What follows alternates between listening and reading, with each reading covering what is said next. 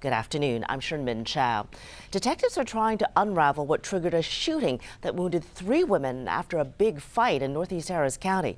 Security camera video shows a car carrying the victims pulling up to a gas station on the East Tex Freeway near Greens Bayou overnight. You can see one of the deputies working on one of the victims. Deputies say they heard conflicting stories about what happened, but believe everything started down the road in front of a Family Dollar store where some 40 to 50 people had gathered and a fight of some kind broke out. Investigators believe they know who the shooter is. Now to Montgomery.